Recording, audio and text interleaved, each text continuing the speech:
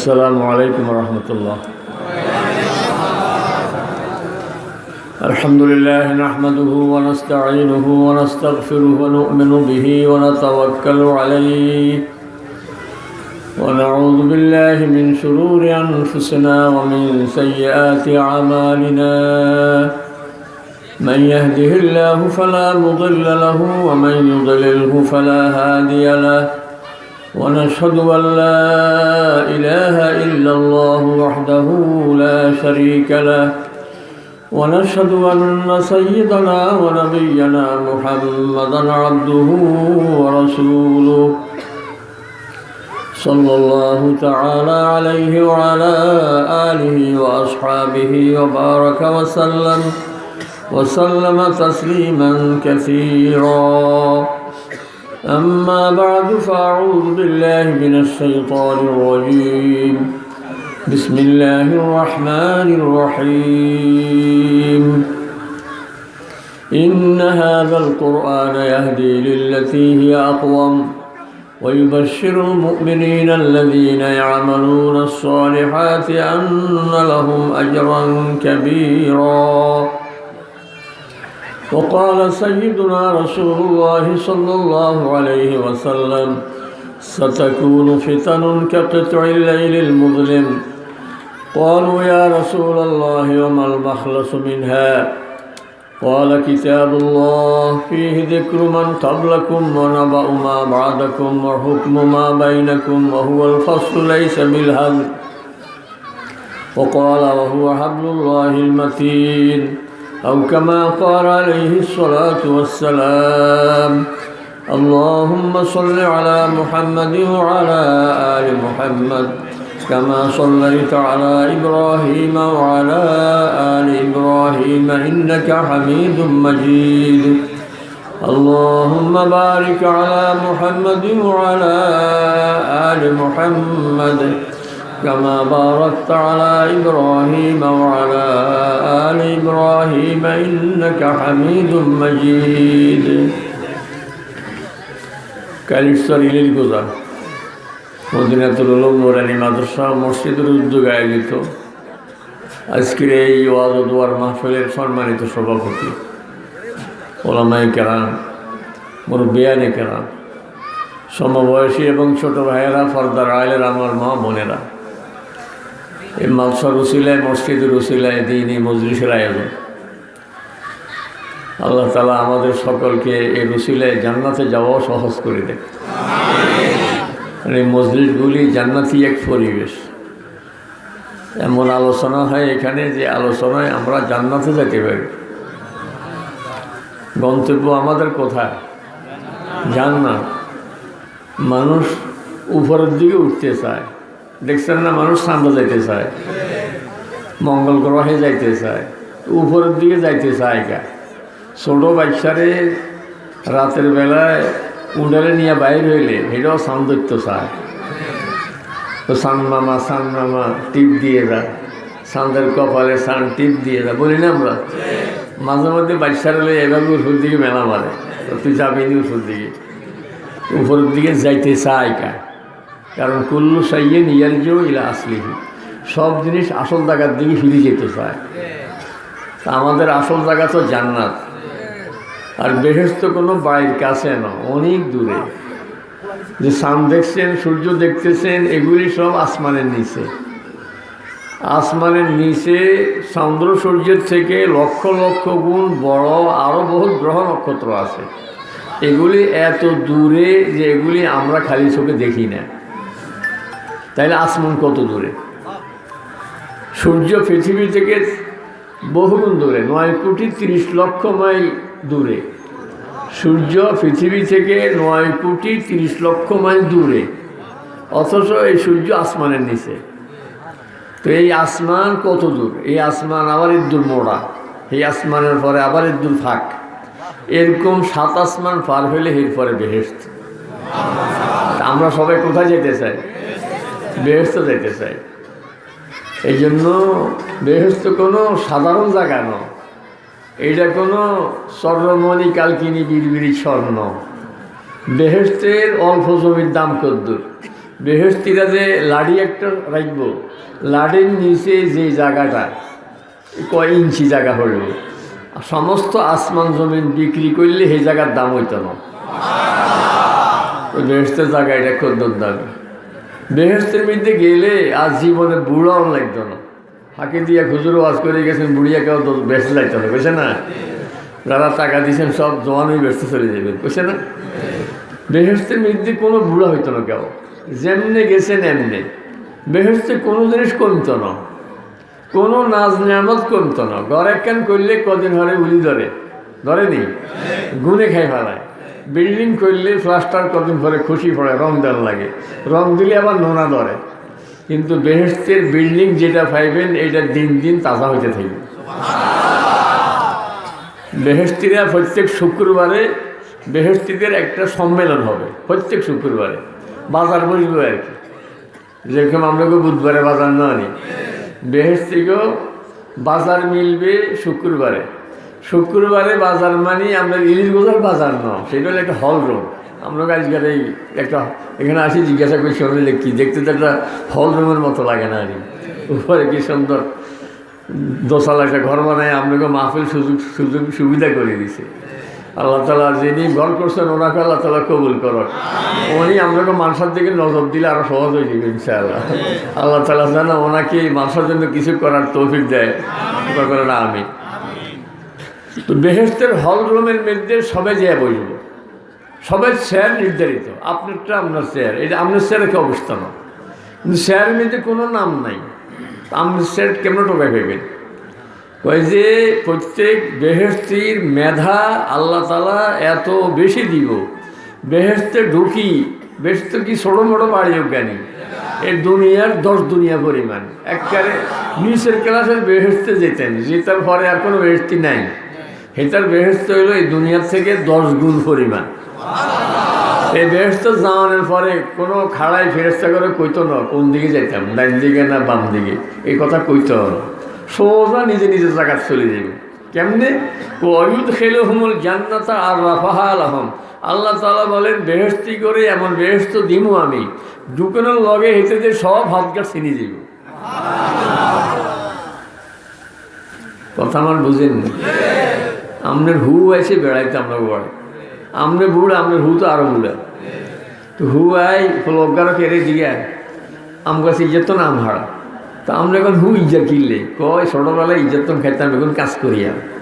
কারণ হু এই বাইয়ের মানুষ, হেঁটে এই বাইয়ের আম কুলগার গুণ কাঁচ আম কাঁচা খাইতে সার হু চিনে কয় এদিকে ডাব, এই গাছের ডাব হার কিনলে ডাব গাছের হানি অন্য কোনো মিষ্টি নয়, যেরকম বেশি মিষ্টি। কারণ হু চিনে কোন গান হানি মিষ্টি বেশি, কারণ হু এই বাইরের মানুষ চিনে না। তাইলে আমার আব্বা আম্মায় বেহেশতে আসিলেন, সেখান থেকে তো দুনিয়াতে আসে। এই জন্য বেহেশতে গেলে কোনো একটা ফল সামনে আইলে আপনি এটা ফেরেস্তা করে জিজ্ঞাসা লাগতো না যে ভাই ফেরেস্তারা এটা কেমনে খায়, এটা কি চামড়া সিলি খায় না চামড়া সহ খায়? বুঝুন না, আপনি বিলাতি কাপ দিলে কি চামড়া সহ নি খান? আবার আপেল তো সিলি খাওয়ানো যায়, চামড়া সহ খাওয়ানো যায় না। আপনি যদি বিলাতি কাপ কামড়ায় খাওয়ান ধরেন, বাঙালি আস্তে আস্তে মরে যেত না, কিরকম জীবনে যায় না লাগে। বেহেশতের মধ্যে ফল ফাঁকড়া আসলে বেহেশতিরা কারোর জিজ্ঞাসা করার লাগতো না, হেঁটে আইয়ের লগে বুঝে যাবে এটা কেমনে খায়। ফেরেশতারা অবাক হয়ে যাবে, কিরে আদমের আওলাদ সাংঘাতিক না। কারণ আদম আলাইহিস সালাম ঘুমের মধ্যে অপারেশন করে ফেরেশতারা হাওয়া আলাইহিস সালামকে বাইর করছে, উনি টেরও হয় না, জানেও না। ফেরেশতারা এই অপেক্ষায় বসে রয়েছে যে এক্সাক্টলি জিজ্ঞাসা করুন নাম কি, এবার আটকিব, এটা তো দেয় না। জাগার লগে লগে কেতেন হাওয়া কনসেন হাওয়া নাম হয়েছে কিনলে লেয়ান্নাহা খোলেকাত মিন শাইইন হাইয়িন। কারণ জিন্দা একজন মানুষ থেকে অপারেশন করে আরেকজন বার করছেন, হায়াত থেকে হাওয়া। ফেরেশতারা কার হারা যেত না, এটারা হে আদমের জাত নয়। বেহেশতের মধ্যে ঢুকিতে কিচ্ছু জিজ্ঞাসা লাগে না, সব দেখাইতে আছে। ওয়ুদ খেলুহুমুল জান্নাতা আর রাফাহা আলাহম। তো বেহেশতের ওই সম্মেলন কক্ষে, অডিটোরিয়ামে শুক্রবারে যেখানে যাবেন, আপনি স্যার ফেরেশতা করে জিজ্ঞাসা করার একজনের ভাই নোয়াখালীটাকে কোরআন দিচ্ছে, টঙ্গীর ময়দানে গেলে জিজ্ঞাসা না নি নোয়াখালীর ক্ষেতটা কোরআন দি, লক্ষ্মীপুরের ক্ষেতটা কোরআন দি জিজ্ঞাসা না। না, কারণ জিজ্ঞেস করা লাগতো না, আপনি চেয়ারে আপনি বসে যাবেন। সেদিন আপনি চেয়ার কেন কি হিসে থাকলে সুবিধা না, সামনে হলে সুবিধা। যদি চেয়ার আগাইতেন চান এখন আগান লাগবে। জুমার দিনে যিনি আক্কাতারা নামাজ পড়বো, যুবক ভাইয়ের এখন খেয়াল করেন, যুবকেরা মসজিদে যায় একবার শেষে দিয়ে যায়, আমার বাইরেতে সবার আগে বাইরে চলে যায়। আর অনেক সময় মনের মধ্যে সত্তা নিয়ে এলে জুতো এক জোড়া সুন্দর দেখলে এটা লয়ে যায়। হলাই মানুষ চুরি করার অভ্যাস নাই, কিন্তু সুন্দর দেখছে এটা যে সহ্য করতে হারানো, হেঁটে এটা ফাঁক দিয়ে কেন বলা বেড়াইতে যাইব। কিন্তু ওই বেটার খালি ভাই বাদ দিয়ে গেছে আমার লাগবো, খেয়াল করানো জুতা খানকার। আমার মসজিদ তো আমার জুতো লেগেছে, বুঝলেন না? আমার লক্ষ্মীপুরের মসজিদের আমি মুসল্লি, আমি মসজিদের সভাপতিও। নিচে তো নিচে ফজরের সময় নিচে এইসবকে সরাইয়ে নেই। তার ফসল দেখে তো বলা না, সুবের সাল বেড়াইতে যাই হয়তো লই গেছে, এতে খেয়াল করে না, বুঝলি আমি বেড়াই আমি। এই হলো অবস্থা। তো এই জন্য যুবকেরা মসজিদে যাইব সবার আগে, কারণ বুড়া মানুষ আগে এক সময় ওই যে বড়জোর রহমতুল্লাহ সবার তসবি পড়তো, বড় খতম পড়তো না, এই জন্য হাঁটু ভাঙি বসতাম, মনে আছে 1 ঘন্টা বসে দেখতাম, লড়া লাগতো না। কেমন লড়লে কইতাম যে এত লড়াইকা, কিন্তু এখন তো 2 মিনিটও পারি না, কষ্ট হয়ে যায় না, এখন হাঁটু ভাঙি বসতে পারি না। এই জন্য বুড়ারা মসজিদে বসে থাকতে মন চায়, এখন পারে না, খুব কষ্ট হয়, কোমরে ব্যথা হয়, পেশাবে ধরে। কিন্তু জোয়ানরা ইচ্ছে করলে আজানের আগে যায় বসে থাকতে পারি। এবং নামাজের শেষ হইলে বাইরে হইতাম না, কারণ আমি নামাজের আগে যতক্ষণ বসে থাকবো কিচ্ছু না, এমনি বসে রয়েছি, আমার আমল নামার মধ্যে নামাজ পড়ার সব লিখতেই থাকবে ফেরেশতারা। আর নামাজ শেষ করে বসে থাকবো, যাইতাম না, ফেরেশতারা আমার জন্য দোয়া করতেই থাকবে যে আল্লাহ এই বেটার গুণাগুলি সব মাফ করে দাও। জোয়ান মানুষ বুঝতে পারো না, ভুল ত্রুটি যা করছে আল্লাহ তুমি মাফ করে দাও, আল্লাহ তার উপরে তুমি রহম করো। এটা আমি বিয়ে করো না, আল্লাহ তোমার রহমত দরকার। এতে ব্যবসাতে হাত দিছে, আল্লাহ তোমার রহমত দরকার। আল্লাহ এতে নতুন চাকরিতে হাত দিছে, তোমার রহমত দরকার। ফেরেশতারা যারা মাসুম, ওই ফেরেশতারা দোয়া করতেই থাকে। এই জন্য জুমার দিনে যে সবাই আগে আক্কাতারে বসবো, ওই বেহেশতের ওই অডিটোরিয়ামে তাদের চেয়ারগুলি আক্কাতারে থাকবে। তাহলে চেয়ার কি সেখানে আগান যাইব নি? সেইখানে চেয়ার হিস পড়লে আগাইবার কোনো ব্যবস্থা নাই, কোনো যে এই মাস আনো আগামী মাসে আগাইলাম আর ব্যবস্থা নাই। আজীবন এইভাবে থাকতে হবে, আগাইলে এখন আগাইতে হবে। এই জন্য আমরা সবাই বেহেশতে যেতে চাই, কি বলে, যেতে চাই না? এমন কেউ কি আসেনি এখানে যে বলবো যে হুজুর আমি বেহেশতে যেতাম না, আমি দোজখে যাব? আসেনি এরকম? ঘাট 2টা, স্টেশন সামনে 2টা, হয়তো আমি বেহেশতে নয় আমি দোজখ, তৃতীয় কোনো জায়গা নেই। আর হয়তো বেহেশতে না হয় দোজখ। এই জন্য ওয়াজের মাহফিলগুলি এই জন্য যাতে আমি বেহেশতে চলে যেতে পারি। আমি যদি ভুল ত্রুটি করে থাকি, যেমন একজনে বাসে বসছে, যাই বসি জায়গায়, হেঁটে যে কারো জিজ্ঞাসাও করে না, বসে রয়েছে, হেঁটে জিজ্ঞাসা করি ছোট হয়েছে কিনলে কারের কাছে, পরে জন করে যে ভাই নামেন, সায়দাবাদ নামেন। এটা কি সায়দাবাদ কত নাই? আমি যাবো সিটাঙে না, তো বললে আপনি এতক্ষণ কইয়াছিলেন। আমরা যে সমনের থেকে লাকসামের দিকে ঢুকছি, লাকসাম থেকে আবার কুমিল্লা হয়ে এদিকে ঢুকছি, আমরা দেখেন না, হেঁটে বলবে মোবাইল টিভি আর খবর নেই, চলে গেছে এরকম। এখন ঢাকায় গেলে কেউ হয়তো দয়া করে কেউ যে ভাই আপনি হতাশ হইয়েন না, আমি আপনাদের সিটাঙের গায়ে তুলে দিব। ভাই আমার টাকা নেই, টাকা না থাকলে আপনাদের আমি টাকা দিয়ে দিই, আমার মোবাইল নম্বর লইয়া যান, ফাইলে আমার টাকাটা বিকাশে পাঠা দিয়ে, নইলে আপনি না দিলে না দিয়ে। কী বলেন, এরকম করতে পারে না নি কেউ? কিন্তু আমার যখন মৌতের সময় আসবে, আমার গাড়িটা দেখলাম যে দুচোখের গাড়ি, এখন আমার মৌত আসি গেছে, খাটটি ঘরের সামনে আসি দাঁড়া রয়েছে, আমার খাটটি তুলে যে কবরের দিকে নিতেছে, কবর দুচোখের ঠিকানা হইয়া বসে রয়েছে। এখান থেকে কি আমারে কেউ গাড়ি চড়াইয়া বেহেশতের দিকে ভার করতে পারিব নি? আর কোনো দয়ার সুযোগ নেই, গাড়ি অন্য গাড়িতে উঠাইবার কোনো সুযোগ নেই। এই জন্য ওয়াজের মজলিসে আসা এই কারণে যে আমি একটুখানি তলায় দেখা, একটুখানি খতিয়ে দেখা, একটুখানি নাড়ি ছাড়ি দেখা যে আমার গতি ঠিক আছে নি, আমি কি জান্নাতের গাড়িতে আগেতেছি নি। বয়স পার হয়ে আমি ছিলাম শীত হইয়া, আস্তে আস্তে হাঁটা শিখছি, স্কুলে গেছি, জোয়ান হয়েছি, বিয়ে শাদী করছি, আস্তে আস্তে তো আমি কবরের দিকে আগে যাইতেছি। আমি কি বেহেশতের দিকে আগাইতেছি না দোজখের দিকে আগাইতেছি? এই জন্য ওয়াজের মজলিসে আসা। এই জন্য এতক্ষণ যে সমস্ত ওয়াজ শুনছেন কিছুটা হইলেও বুঝ হয়েছে না? আমি যে আয়াত পড়ছি আপনাদের সামনে, আমার আল্লাহ বলতেছেন ইন্না হাযাল কোরআন ইয়াহদি লিল্লাতী হিয়া আকওয়াম। ও আমার বান্দারা শুনো, বেহেশতে যদি যাইতে চাও তো বেহেশতে যাওয়ার একবারে সোজা রাস্তা হলো কোরআনের রাস্তা। তুমি কোরআন ধরো তো কোরআন তোমাকে টানি সোজা বেহেশতে পৌঁছে দিবে। ওয়ায়ুবাশশিরুল মুমিনিনা আল্লাযীনা ইয়া'মালুনা আস-সালিহাত আন্না লাহুম আজরান কাবীরা। আর কোরআনে সুসংবাদ দিচ্ছে, যদি তুমি নেকামল করো তো এটার জন্য তুমি এমন পুরস্কার পাইবা যেটা কল্পনাও তুমি করবা না। এই যে সুবহানাল্লাহ বললেন, বেহেশতের মধ্যে গাছ লাগছে এখন, যে গাছের ছায়ার মধ্যে 500 বছর পর্যন্ত দৌড়লে গোড়ায় দৌড়ে শেষ করতে পারত না।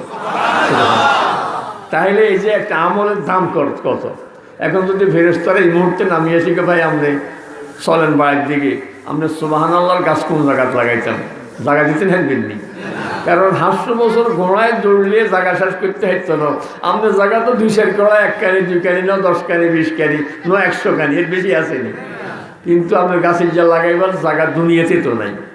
এই জন্য আল্লাহ তাআলা বলেন কোরআন তোমাকে এমন সুসংবাদ দিচ্ছে যে তোমার জন্য আল্লাহ তাআলা বড় পুরস্কার রেডি করে রাখছে। এমন যৌবন, যে যৌবনের শেষ নাই। এমন স্বাস্থ্য, যে স্বাস্থ্যের পরে অসুস্থতা নাই। এমন পরিবেশ বেহেশতের মধ্যে, যে পরিবেশের মধ্যে না গরম না ঠান্ডা না শীতোষ্ণ, ওখানে সূর্য নাই কিন্তু আলোকিত। ওয়াশরাকাতিল আরদু বিনূরি রাব্বিহা। আল্লাহ পাকের আরশের কাছাকাছি হলো বেহেশত, আর আল্লাহ পাকের নূরের আলোতে, আল্লাহ পাকের আরশের আলোতে বেহেশতের জমিনটা আলোকিত হয়ে থাকে। এই জন্য অনেকে এটার উদাহরণ দেয় যে ফজর নামাজের পরে সূর্য ওঠার আগে, সূর্য তো উঠে না কিন্তু জমিন চাঁদার নাই। কি বলেন? কয় বুঝুন কয় আর কি, কয় বেহেশতের পরিবেশটা ও আশরাকাতিল আরদু বিনূরি রাব্বিহা, বেহেশতের জমিন আল্লাহর নূরের আলোতে আলোকিত হয়ে থাকে। সেখানে নিয়ামত লা মাকতুরাতিন ওয়ালা মামনুআ, এ কোনোদিন শেষ হবে না, কোনোভাবে বাধাও হবে না। ফাড়ি এমন আসলে অনেক সময় নারিকেল গাছ ছোটো ছিল তো হাইটে খাইতাম পারছি, অন গাছে গেছে একবার বেশি লম্বা। সুপারি গাছে সুপারি আগে হাত দিয়ে পাইছেন, পরে টোটা দিয়ে পাইছেন, অন এত লম্বা হয়েছে উড়ানো যায় না কারণে, লেখলিক হয়ে গেছে, হয় না এরকম? আল্লাহ তাআলা বলেন বেহেশতের প্রত্যেকটা নিয়ামত এরকম, তোমার কোনো গাছে ওড়া লাগবে না, হাঁটাও লাগবে না, নিজ জায়গাতে বসি শুধু নজর করছো, খাইতে মন চাইছে, মুখও কিছু বলো না, খালি মন চাইছে, সাথে সাথে তোমার সামনে আসি ফল হাজির হয়ে গেছে। খাওয়ার পরে দেখা গেছে জ্যামনের ফল এমনি, আবার তো জ্যামনের ফল এমনি থাকে কেমনি? খাইলাম কি? জমজমের পানি খাইছেন নি আপনারা? জমজমের পানি খাইছেন না? কিছু কিছু অনেকে খাইছেন, কেউ কেউ না পান না। নিয়ত রাখেন খাওয়ার, আপনি নিয়ত করেন ইনশাআল্লাহ মক্কা শরীফ যায় আল্লাহ যেন খাওয়ার তৌফিক দান করে। বলে নিয়ত করলে, আল্লাহর কাছে দোয়া করলে এটাকে অসম্ভব নেই। ওই বাগদাদের একটা ফিউফুলায় একবার দোয়া করছিল আল্লাহর কাছে, আল্লাহ মক্কা শরীফ যাবো, তো হিমলে কেমন মক্কা শরীফ যাইবে? এটা হারা জীবন হাঁটতে হাঁটতে তো সাগর টাগর কত কিছু। পরে আল্লাহ তাআলা মক্কা শরীফের কবুতর হাঁটাই দিয়েছে বাগদাদে। কবুতরে বসে বসে খুঁড়ি খাটি কী খায়, এমন সময় হিমলা এটা ঘরের ভিতরে ঢুকি আস্তে চুপ করে বসে দিচ্ছে। হিমলা কবুতর উড়িয়ে মক্কা শরীফ হাঁড়া দিছে, হিমলা আস্তে হাঁড়ি বাই তুলে সার্ভে তো অফ করে দিছে। আমরা কই আসেনি আজকে যেন কে জানি, ওই যে মাস্টার বাড়ি, যারা আমার মাস্টার বাড়ির লোকের একজন কবুতর আরও সিনসিন নিয়ে শাখা তুললে আছে, অনেক বাসি আছে কেমন কবুতর আরও সিনসিন নিয়ে শাখা তুললে, আমি বিনা পয়সা হজ করিয়াছি, আমি হেঁটে যাই এরকম গরিব। এইবার ঢাকায় কোনো অফিসের ফিও না ছিল, ওই নাইট গার্ড আসিল। এরপরে রিটায়ার হয়ে বাড়ির দিকে চলে এসে তাবলিগে এক সিল্লা দিয়েছে, চিন্তা করছে ঢাকা হয়ে যখন বাড়ির দিকে যাই স্যার লাগে দেখা করি যায়, দেখা করতে গেছে স্যার এবার কিনে শাখা তুললো, হজ করছে স্যার প্রথম করি আমি চাকরি করছি, আপনার এখানে কত হয়েছে আপনি দেন নন, কত যাবিনি তো কেমনে তো গেল রাহি করে এনে শাখা তুললো যে পাসপোর্ট করাই দে, যা পাসপোর্ট করাই হজে হাঁটা দিয়েছে, হজ করে চলে আসে। এটা লাগে দেওয়া হইলে কয় বুঝলেন আমার সেনসিন নিয়ে এই দেখা হইলে কয় শাখা তুললো আর বিনা হয়েছে হজ করিয়ে আসে। তা আল্লাহ নিলে আপনি কোনো নিতে পারেনি। তো এই জন্য জমজমের পানি খান না, যারা নিয়ত করেন যে ইনশাআল্লাহ আল্লাহর কাছে দোয়া করি আল্লাহ যাতে হিজা কাজে খাওয়ার তৌফিক দান করে। জমজমের কুয়া একটা দোল আসেনি এখন আপনার ঘরে? দোল আসেনি? আমার মনে হয় অনেকের ঘরে নাই। আর 100 মতো ঘরে ধান থাকতে আমরা দোলের মধ্যে সাইজ দেখতাম বড় বড় মোটকার মধ্যে, ওই টর্কির ওদিকে তো নানি মোটকা বেচত, অন মোটকাও লাগে বেছে না, মোটকা চাল উঠে গেছে লাগে। এই যে 14 মহিনা 15 মহিনা ডোল একটা আছে না, ফানিয়ে কদ্দুর, ফানিয়ে কদ্দুর। কিন্তু ধরেন এবছর যায় 40 লক্ষ হাজি, 40 লক্ষ হাজি 1 মাস থাক, ডেইলি যদি 2 লিটার পানি খায়, তাহলে এই 30 দিনে 1 মাসে 60 লিটার খাইল। একজনে যদি 60 লিটার খায়, তাইলে 40 লক্ষ মানুষের কত কোটি লিটার খাইছে। আবার দেশে আসার সময় 10 লিটার করে নিয়েও আসে, তাইলে যে কোটি কোটি লিটার পানি প্রতি বছর খরচ হয়। এই ইব্রাহিম আলাইহিস সালামের জমানা থেকে এ পর্যন্ত পানি খরচ হইতেই আছে, 1 ফোঁটা পানিও কমে না। আল্লাহ তাআলা দেখাই দিল যে বেহেশতের নেয়ামত এরকম, খাইতেই থাকবে, কমতো না, খাইতেই থাকবে, কমবে না। এই জন্য বেহেশতের যৌবন শেষ নাই, স্বাস্থ্যের কোনো অবনতি নাই, সুখের কোনো শেষ নাই, ফল পাকলা নাজ নেয়ামতের কোনো কমতি নেই, শেষ নাই। ঘর বাড়ি যা আছে এটার মধ্যে কোনো বেশ কম নাই। বরং ওই যে প্রত্যেক শুক্রবারে এক জায়গায় জড়ো হবেন, শুক্রবারে গেলে আল্লাহ তাআলা পর্দার আড়াল থেকে জিজ্ঞাসা করবো বেহেশতীদেরকে, ও বেহেশতীরা যা যা পাইছ খুশি হয়েছ নি? আল্লাহ কি খন, হুজুরা কী রওয়াজ করছে বেহেশতে, বুঝাইতে হারানো। বেহেশত যে এত সুন্দর, এত শান্তি, এত সুখ, এটা আগে কেউ বুঝাইতে হারানো। আল্লাহ কী কোন খুশি হইতাম না, ধারণার বাহিরে বেহেশত পাইছি। আল্লাহ তাআলা বলবেন আর কি লিখবো, তো বেহেশতের কী লিখবে, কিচ্ছু লিখবে না, কোনো অভাবে তো নাই। তো আল্লাহ তাআলা আবার জিজ্ঞাসা করবো, 2 বার 3 বারের পরে বেহেশতীরা করবো যে রে আল্লাহ তো ছাড়ায় না, আমরা তো কিচ্ছু লিখতো না, আল্লাহকে কী লিখবো, একটা কিছু কইতেই হতো, নাহলে আল্লাহ তো আবার করবো। তো সব বেহেশতীরা মিলি করবো যে এক কাম করি, করবো আল্লাহ আপনার কথায় না শুনি, আমাদেরও তো দেখি না। কি বলেন, আল্লাহ যে এত সেজদা দিই, এত নামাজ পড়ি, কোরআন শরীফ পড়তাম, বসি চিন্তা করি হারে এটা আমার আল্লাহর কথা। অনেক সময় চিন্তা আসে যখন কোরআন শরীফ পড়তে বসি যে আমার এই কণ্ঠ আর সাজিমে বাজতে আছে এখন। কি বলেন, বাজে না? আল্লাহ ওখান থেকে আমার কথা কি শুনে না, শুনে না? এটা আল্লাহর কাছে জানি কেমন লাগে, কারণ কথা কিন্তু আল্লাহর।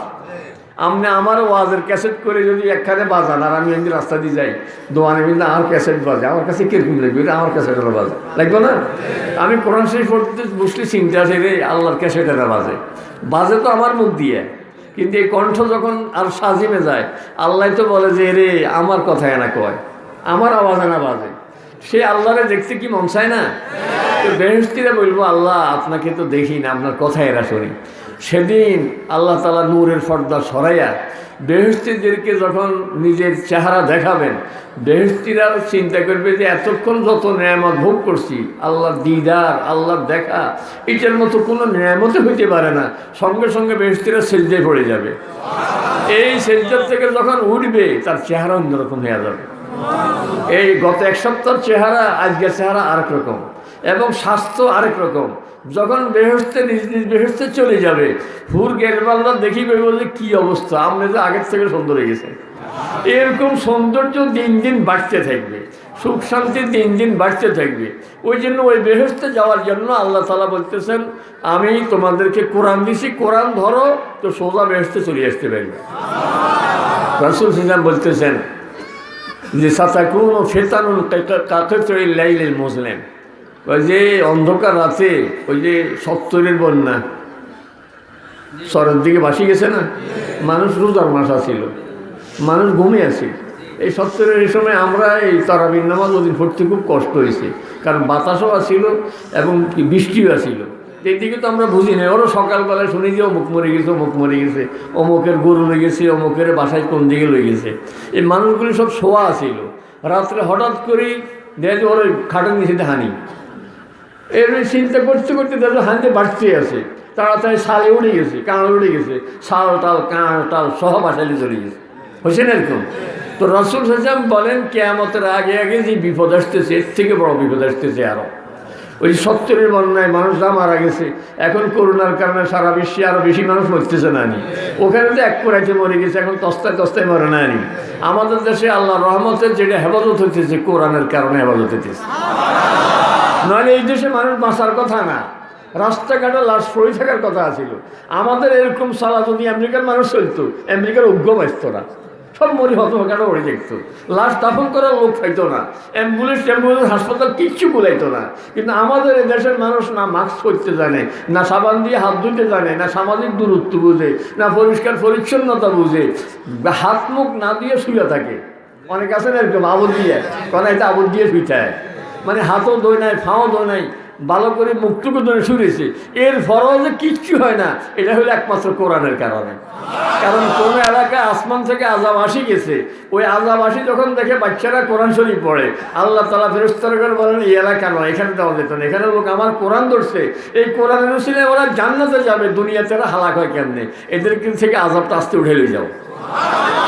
তো রাসূল সাহেব বলেন এরকম বিপদ আসতেছে, সাহাবায়ে কেরাম বলেন হুজুর এই বিপদ থেকে বাঁচবো কেমনে?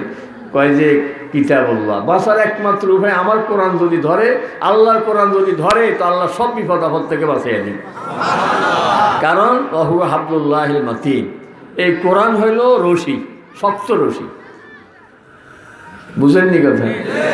বেহেশত কি নিচের দিকে না উর্ফের দিকে?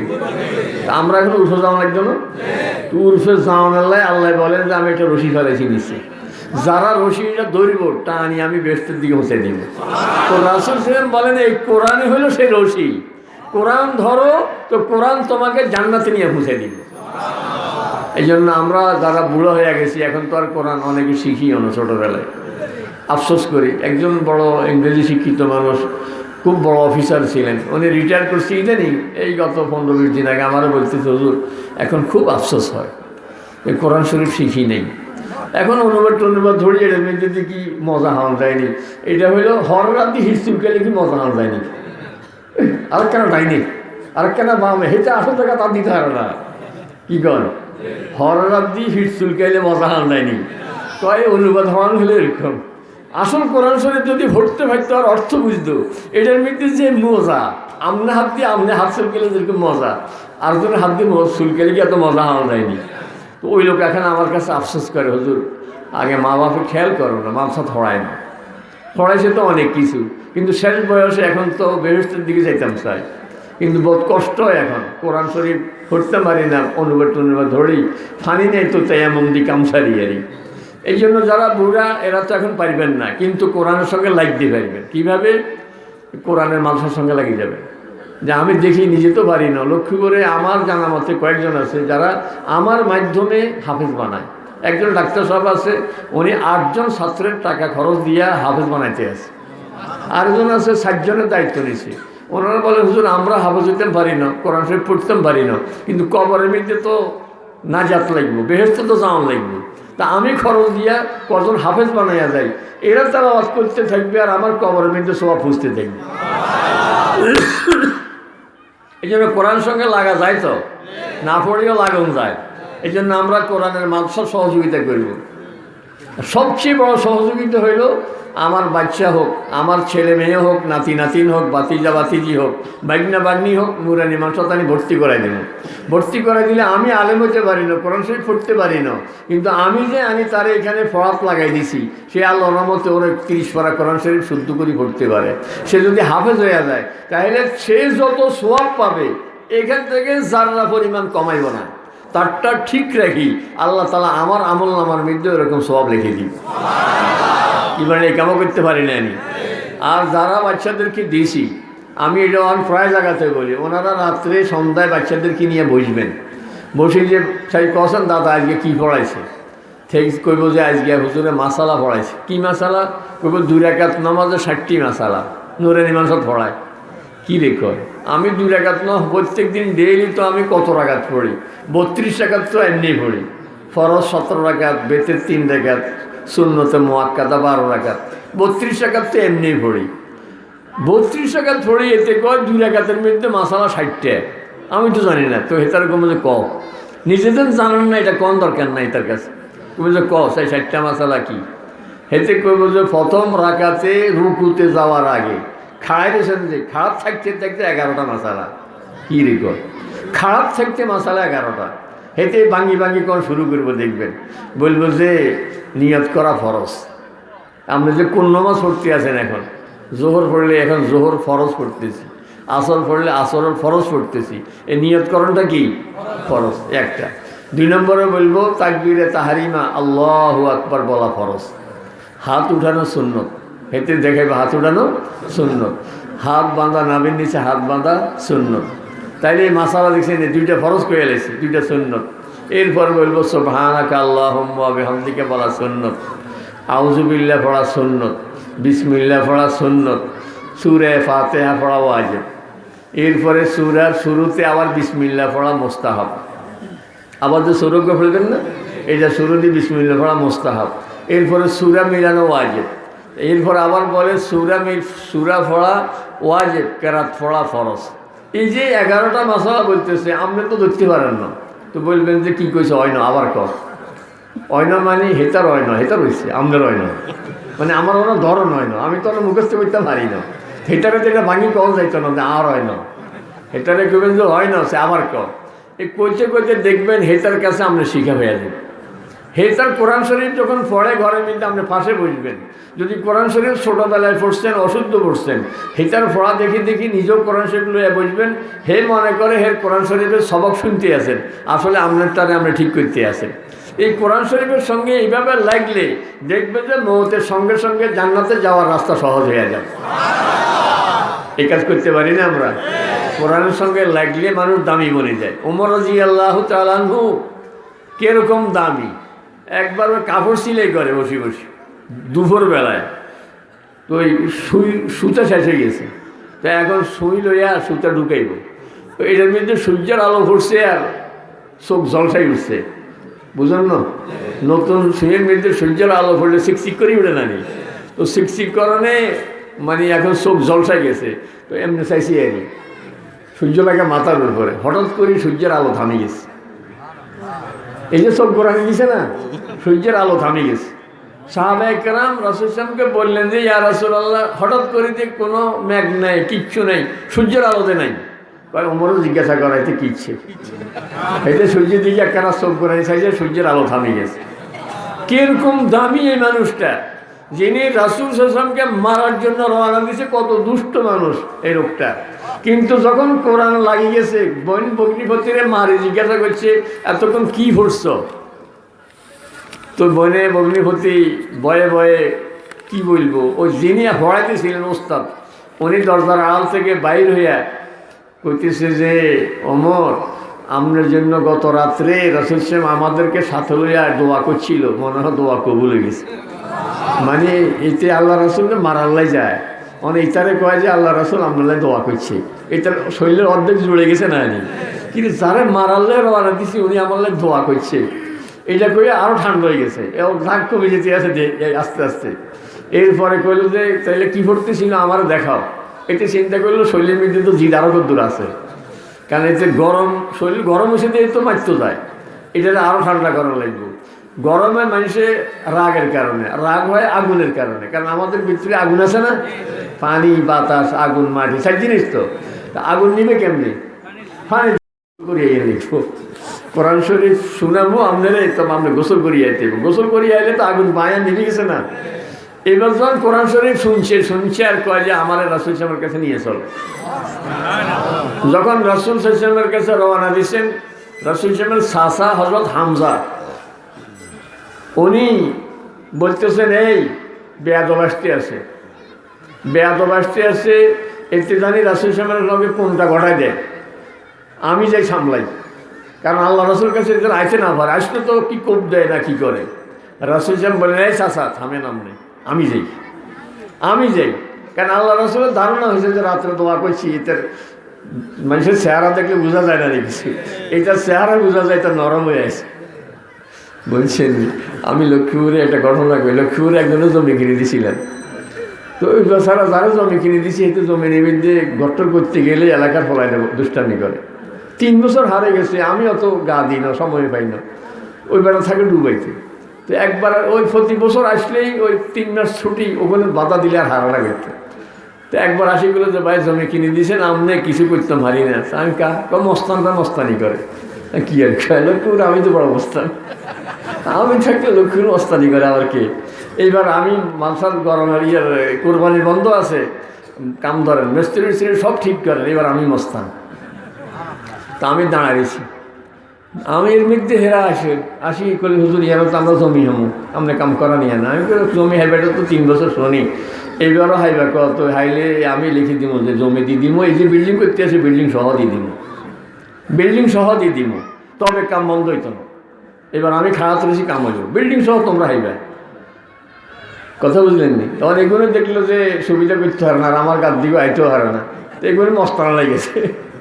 মস্তানটা দৌড়ি রড লই আইতে আছে, বহুত দূরত্ব আমি দেখতেছি এখন দৌড়িয়ে গিয়ে জন আমারও দেখছে লাঠি গাছটা হালায় সোজা নিচের দিকে চাই। আমি তো বুঝে গেছি মস্তান সারেন্ডার। আশিকে হুজুর আমনি জানে এগুলো তো আপনার কথা কয় না, তুমি কী করেছে হুজুরের কথা কয়েছে এতে বাড়ি করে আমনি তো নিয়ে খাওয়া রয়েছে, এটা তো কয় না। তো রাসূল ইসলাম দেখি বুঝছে যে মস্তান সারেন্ডার করে আইতে আছে, বুঝলেন না কথা? যাই হজরত ওমরের গলায় দড়ি কয়, ওমর ইলা মাতা ইয়া ওমর, আর কদিন দেরি করিবে, দেরি করিবে আর কয়দিন? সাথে সাথে উনি কলেমা পড়ে মুসলমান হয়ে গেছে। এই যে কোরআনের সঙ্গে লাগছে, ওমর রাদিয়াল্লাহু তাআলার দাম কত বলছে, অর্ধ দুনিয়া শাসন করছেন, বাঘে আর ছাগলে এক ঘাটে পানি খাইতে আসে, ভয়ে ওমরের ভয়ে বাঘে ছাগলকে আক্রমণ করতে সাহস করে না। মানুষ তো দূরের কথা, বাঘে পর্যন্ত ভয় করে। হযরত রাসূল সাহেব নিজে বলেন যে ওমর যদি কোনো রাস্তা দিয়ে হাঁটে, ওই রাস্তা দিয়ে শয়তান ডরেও হাঁটে না, শয়তান ডরেও হাঁটে না। এই জন্য হযরত থানভী রাহমাতুল্লাহ বলছেন, কোনো লোকের যদি রাত্রে বুঝতে যাবে, যদি কোনোভাবে তদবির আর ধরে না, রাত্রে শোয়ার সময় বুকের মধ্যে লিখবো যে রব্বে ওমর, বাংলাতে লিখি থাকেন রব্ব ওমর, মানে ওমরের রব। এই যে আল্লাহ তো সবাই আল্লাহ, কিন্তু ওমরের আল্লাহ এই কথা কইলে শয়তান ডরে আইতো না। এই ওমরের নামটা দেখলো রাত্রে শয়তান আসতো না, এত ভয়। এত দামি বলছে কিসের কারণে? কোরআন শরীফের কারণে দামি বলে গেছে। সেই কোরআনের সঙ্গে লাগলে আমাদের ছেলে মেয়েরা দাম কমবো না বাড়বো? অনেকে চিন্তা করে গার্জিয়ানরা যে হোলা মানসার দিলে নুরানি হলে খাইব কত, ইরে ভাই খাইব কত? এদেশে টাকা পয়সা কি শিক্ষিত গুণী, শিক্ষিত গুণী টাকা বেশি। হেলে লক্ষ্মীর বাজারে যায় এক বিল্ডিং করি আমরা জরিপ চালান না, বিল্ডিং এটার মালিককে কি পাস, এটার মালিককে কি পাস দেখবেন। মেট্রিক পাসের উপরে ভাইবেন অল্প কজন, বেশিরভাগ ভাইবেন class 5, 4 again pass, under matric graduate পাইবেন, মানে মেট্রিক পাসও করে না, এটার বিল্ডিং সবচেয়ে বড় বিল্ডিং। এরকম জানি অবস্থা। এটা কোনো শিক্ষা দিয়ে আসে না, কিসমতে তার জোর ধরে দূর আইব। আপনার ছেলের যদি টাকা পয়সা বরাদ্দ কিসমতে থাকে, মাদ্রাসায় পড়লেও ভাইব, স্কুলে পড়লেও ভাইব।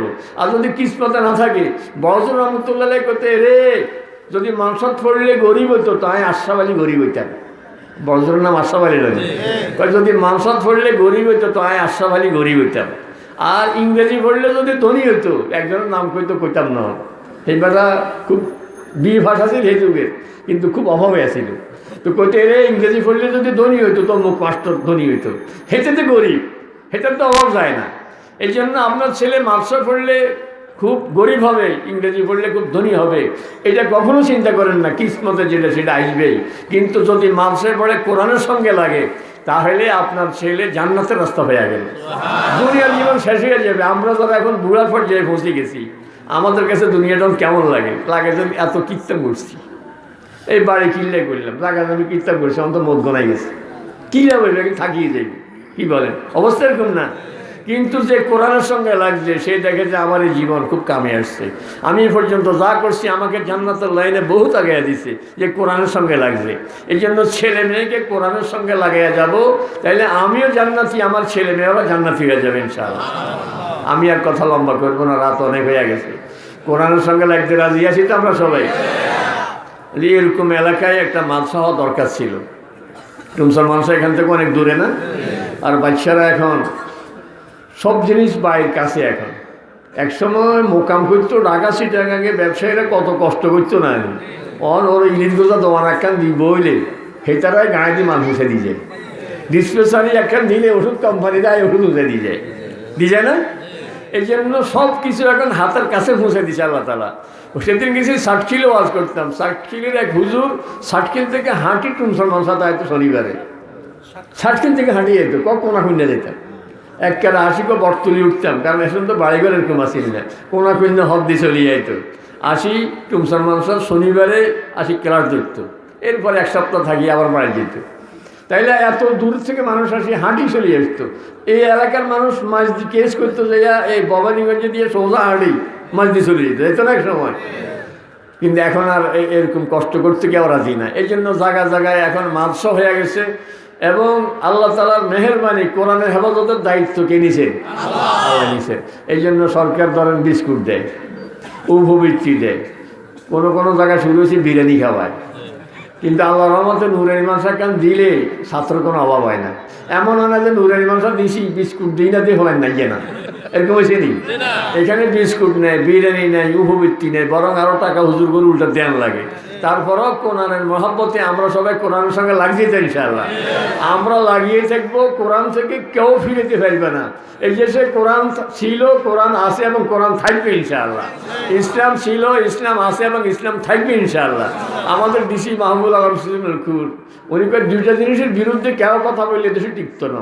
এই দেশের স্বাধীনতার বিরুদ্ধে যদি কেউ কথা বলে হেতারে বাড়িটা নিয়ে ঘালো লাগবে, হেতারে নিয়ে বঙ্গোসাগর হারাইব। ইসলামের বিরুদ্ধে যদি কেউ এই দেশে কথা কয় হেতারে মানুষের নিয়ে ঘালে হারাইবে। দুইটা জিনিসের বিরুদ্ধে এই দেশে কেউ কথা কয়া টিকত না। ইসলামের বিরুদ্ধে এই দেশে কেউ কথা বললে তার দাম মান সম্মান বললে কিচ্ছু দেখত না, বরং ইসলামের পক্ষে কথা বললে তার ইজ্জত দুনিয়াতে হবে, আখিরাতে হবে। কথা বুঝে আসছেনি? এই জন্য আমরা ইনশাআল্লাহ কোরআনের সঙ্গে লাগবো, যতটুকু পারি সাহায্য করব, আর আল্লাহ তাআলার কাছে দোয়াও করবো। আল্লাহ তাআলা আমাদের সকলকে তৌফিক দান করুন। ওয়া আখিরু দাওয়ানা আলহামদুলিল্লাহি রাব্বিল আলামিন। আল্লাহুম্মা বারিক আলা মুহাম্মাদিন ওয়া আলা আলি মুহাম্মাদ কামা বারাকতা আলা ইব্রাহিম ওয়া আলা আলি ইব্রাহিম ইন্নাকা হামিদুম মাজিদ।